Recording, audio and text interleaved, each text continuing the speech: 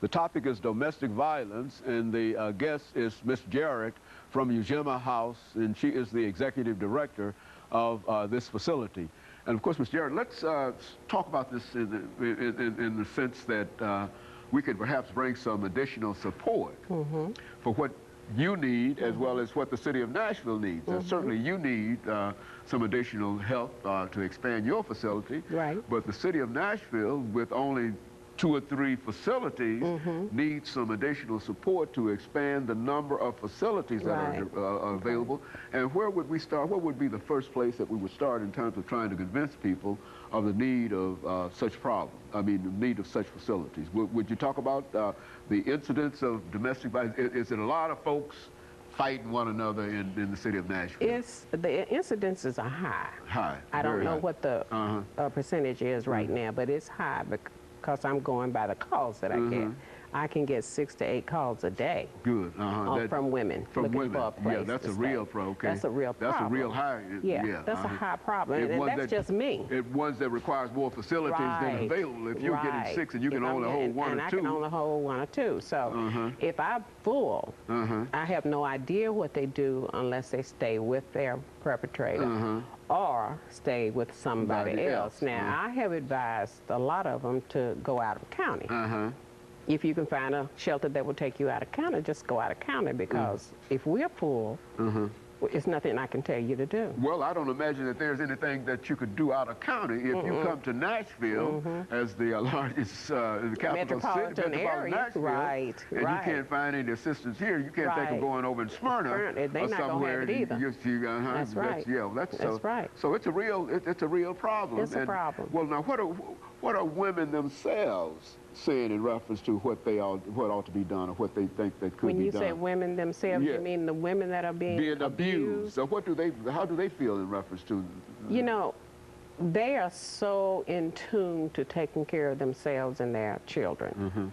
I don't even think that they stop and think about it, because the only thing that they are conscious of is trying to be safe and trying to make sure their children are okay. So they're on the run in a real sense, so they don't have time to talk to the advocate and the politics of it, which is our job. Yes, ma'am. And once we get them calm, then the only other thing that they are concentrating on are the children. Very good. And you find a large number of children are caught up in it when they leave the home. The children ordinarily leave with them. They don't ordinarily stay. Now, do you find that these are very young children, or what? Very babies. Some of them are babies. Yes. Babes in arms in some instances. Yes. On up until teenagers. Yes. So this is a... Now, we have a program that we just started. We got a grant for a program that we just started called the Successful Sons of Survivors. Okay. And we are educating people on little boys from the ages of 3 to 17, because nobody pays that age group any attention, and they're the ones that actually carry the cycle. So when you got a little boy that's 3 years old and he's living in a violent home, he's going to start patterning after what he sees. It's not cute for him to slap you. It's not cute for him to bite you.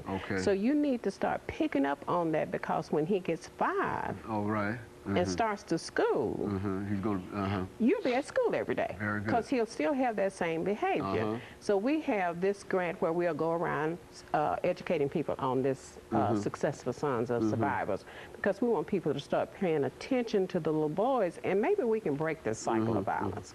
Well, how, and dealing with grants, how successful have you been? Not very good. Because, not very successful. It seems to me that there First grant I've had in a long time. First one I've had in a long time. And you're not, and people don't seem to be, some of the folks who are perpetrating some of this domestic violence, who are also in very, very high situations and high classes, who seem to ignore. They're in all classes. All classes. Nobody is exempt. Nobody is exempt. I spoke at MTSU a couple years ago, and the first thing one of the students said that, well, we don't have to worry about it because we're in college.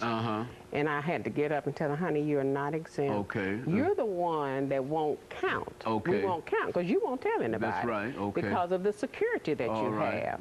But everybody's at stake. And of course, those individuals who are in college are in a situation to be advocates. Oh yeah. In terms of that. Because it's happening on the college campuses. Speak to that. What are they telling you about college campuses? Because every now and then we find, we see a newspaper. It's very strong on college campuses. Now, the children won't talk about it openly to us, but they will talk to me when I leave.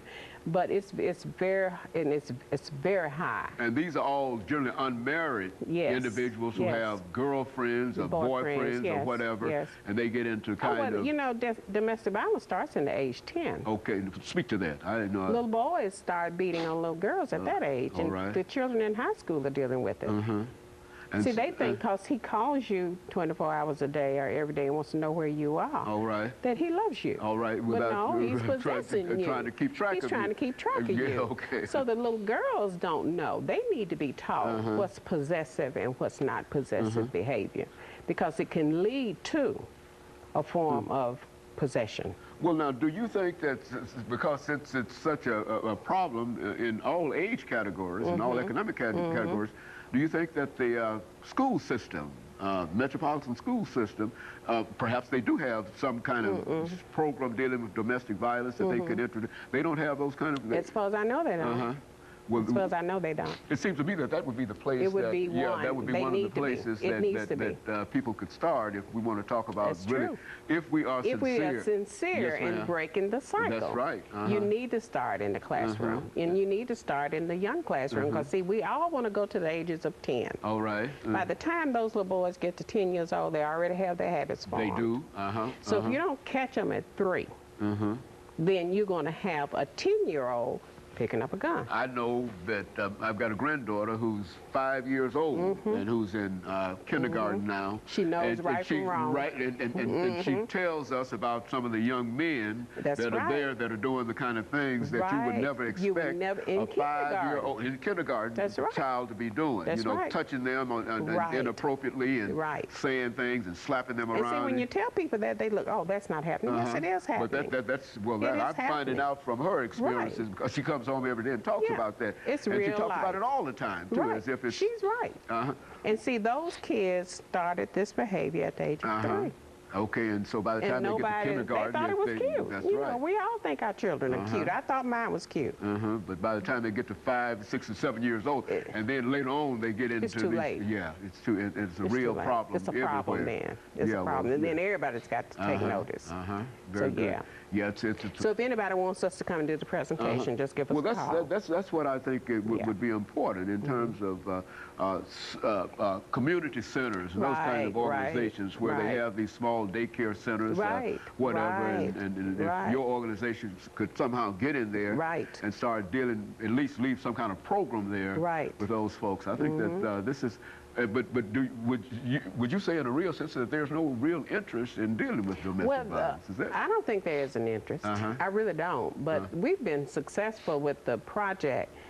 We've done it twice at TSU, but the TSU was interested, and these are young adults, so a lot of them don't have children. Some of them did have children. So, and we've gotten a good response from the ones that we did. We haven't done it to the parents yet, so to speak.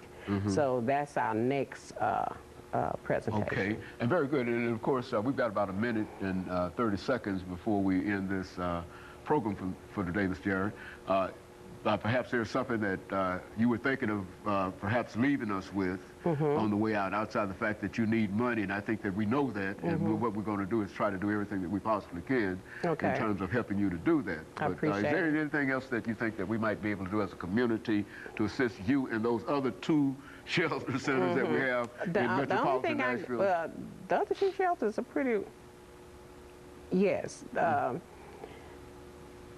just be supportive. Just be supportive, and to recognize that it is not an isolated kind of thing, and that... and just think broadly about domestic violence. It's not in a cocoon. Okay. It's not AIDS. All right. It's real. It's real. Very good. It's real. And of course, let me thank you over the last half minute that we have here, Mr. Jarrett, for bringing us that excellent information, and especially the ability to tie domestic violence into some of the health care problems, some of the gang problems and other problems that we're having. Because I think that when we can see it at that angle, and then we understand the cost right. that is associated with that, then we can probably come out and do something. Thank you for having get organized me. in reference. We certainly appreciate you coming by. And of course, let me encourage our audience to tune in again next week for another informative edition of Comments.